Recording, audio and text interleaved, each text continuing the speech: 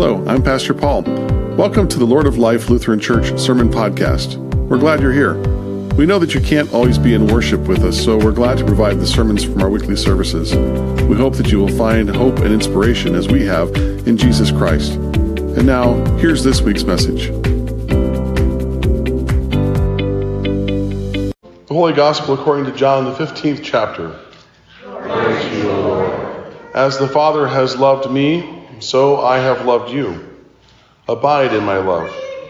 If you keep my commandments, you will abide in my love, just as I have kept my Father's commandments and abide in his love.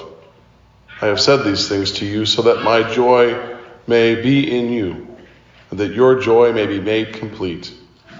This is my commandment, that you love one another as I have loved you. No one has greater love than this, to lay down one's life for one's friends. You are my friends if you do what I command you. I do not call you servants any longer, because the servant does not know what the master is doing. But I have called you friends because I have made known to you everything that I have heard from my Father. You did not choose me, but I chose you. And I appointed you to go and bear fruit, fruit that will last, so that the Father will give you whatever you ask in my name. I am giving you these commands so that you may love one another. The Gospel of our Lord.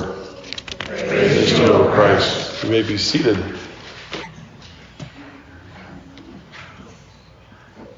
So when you have a period of time where you're trying to get over what seemed like the bubonic plague, which is what's been at our house for the last 10 days or so, you start to look for crazy things. And one of the things I found getting ready for my sermon was the craziest GPS stories of all time.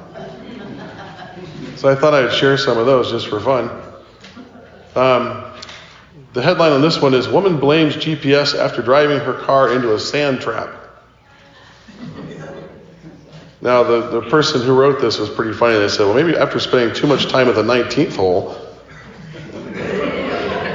a woman in Northbridge, Massachusetts, drove her car into the sand trap on a golf course because her GPS told her that was the way to go. That's kind of funny. This one says, GPS strands motorist on mountain. And I wish you could see the picture. I'll leave this out maybe afterwards and you can see it. Okay. It happens to me too. All right, so imagine one of those, like I think of it's like a delivery van, right? They're like the new European-looking delivery vans. And the picture is, here's the van, and this is a footbridge.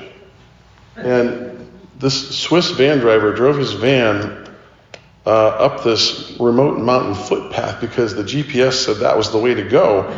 And it turns out, now the guy was 37 years old, he was stranded, and they had to use a big helicopter come fly in and grab the van and extricate it and pull it out and take him to safety. He said, I was lost and I kept hoping that each little turn would get me back to the main road.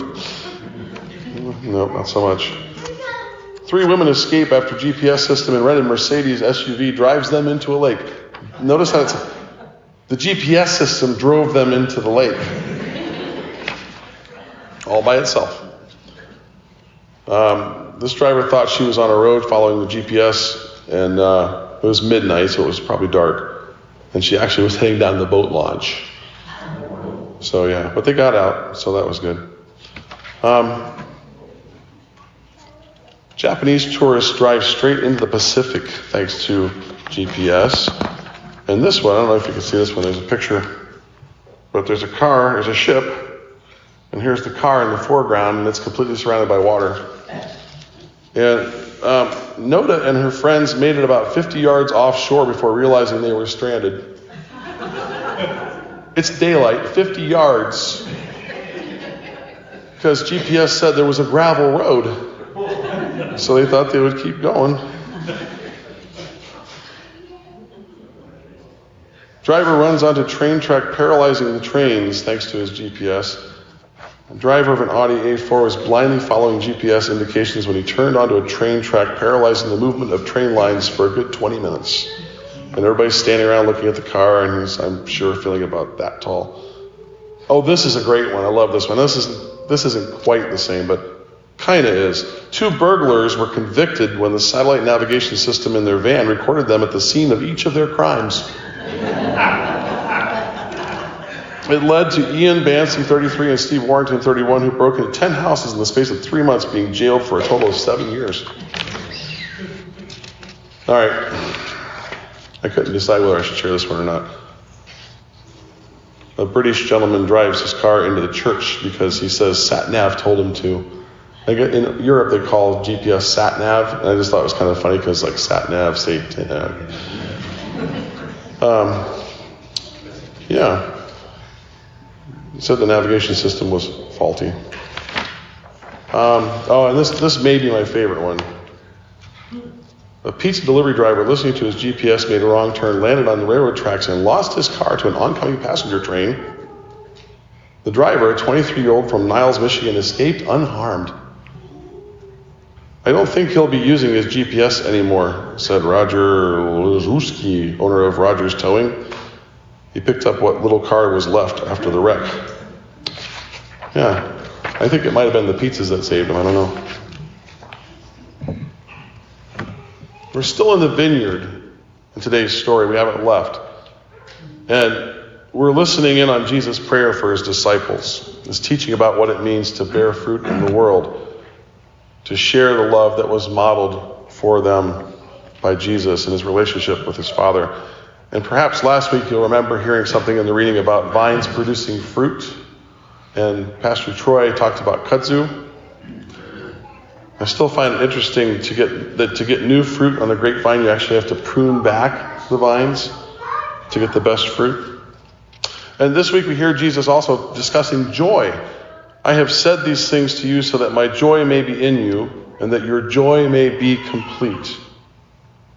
So I thought we'd have some fun and some interactive time around joy. So what is joy to you? What does the word joy mean to you? No wrong answers, just... Seeing my first hummingbird. Say it again? Seeing my first hummingbird this year. Oh, so seeing your first hummingbird this year, that brought you joy. Absolutely. Okay. And what did joy look like for you? Oh, it fluttered real fast. Fluttered. The bird fluttered and you fluttered too, right? What's A long joy? bike ride with a great tailwind. A long bike ride with a great tailwind. What does that feel like, that joy? What does that do to A you? lot less stressful than a uphill ride in a headwind. Fair enough. What is joy? Spending time with my kids. I thought you were going to say something about spending time doing a rummage sale, but yeah, spending time with your kids. Being done with the rummage sale. Being done with the rummage sale, that also, yes, joy. Joy, yeah. Both the words joy and grace have the same Greek root word. Perhaps the joy Jesus speaks of has something to do with how we approach what it is that is thrown at us in life, headwind or tailwind. Perhaps it has something to do with our response to how we encounter life. In John's Gospel, the only commands Jesus gives involve love. In fact, this prayer, this teaching that Jesus is doing with his disciples right now is all about love. It's about love because of the words Jesus uses, but it's also about love because Jesus is teaching, praying for his disciples in anticipation of his own death. Yep, that's right. Once again, we're in the season of Easter. It's the 6th Sunday of Easter. He is risen. He is risen indeed. Hallelujah. 6th Sunday of Easter, and once again, we're hearing a story about before Jesus' crucifixion. So, it's okay. Meanwhile, back to the story, Jesus in verse 12 says, "This is my commandment, that you love one another as I loved you. No one has greater love than this, than to lay down one's life for one's friends." In the next verses, Jesus will tell his disciples that their relationship has changed. They're no longer teacher and disciples. Did you hear that? But they are now what? friends. Remember, his prayer and teaching of Jesus is to prepare the followers for the challenges they're going to face. Namely, the loss of their rabbi, Jesus. The realities of being Jesus people in the culture that is decidedly against them, and having the responsibility for sharing the good news with everyone. So what is this joy Jesus speaks of? Joy can be seen often in the mothers giving birth, who, in spite of the pain and excruciating experience of giving birth, sorry about that, I know it's coming right up for you. But tell me if this is true. They experience great joy. In the midst of all the pain, there is great joy at delivering a new life into the world. And this is a public service reminder for all you guys. Next Sunday, Mother's Day. Tears of joy are often shed. I saw a few of those while watching the NFL draft last week. Did anybody else watch any of that? It's amazing what you'll watch when you're really just not feeling good. A lifetime of hard work and dedication by a 20-something, early 20-year-old on draft day, being selected for the draft after working so hard. Tears of joy abound. I've seen tears of joy when working with grieving families. Sure, there's the sadness, but there's also the joy of having had that person in their lives. And maybe joy isn't so much about walking around smiling and laughing all the time, as it is about an attitude that we carry with us throughout our lives. People would think you were pretty strange if you laughed at everything, right? There's even a commercial on TV, I don't know if you've ever seen it, about a medication that people can take when they can't control when they laugh or cry.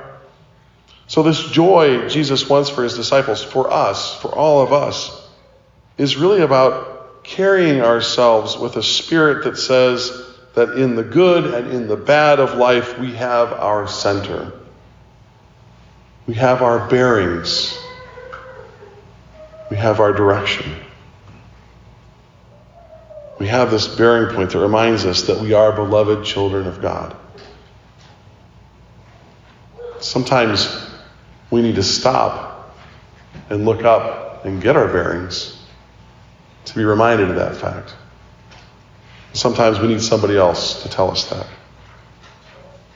Remember that I said the words for joy and grace have the same root word in the original language?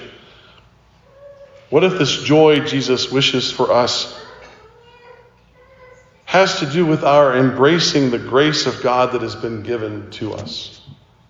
In this grace, this love of God for us, this self-sacrificing one who would lay down his life for you and for me, friends of Jesus. We have our anchor, which holds us fast in the waves of the blowing storms of life in this Jesus. My friend, that's exactly what we've been given in Jesus Christ. God loved you and me and all of the world enough that Jesus, God's only Son, laid down his life for his friend. No matter what else the world hands us, no matter how crazy the directions sometimes seem, no matter what our experiences are today, tomorrow, next week, next month, next year, our joy can remain constant in Jesus. Our joy can remain constant in Jesus. But we have to keep looking up. Amen.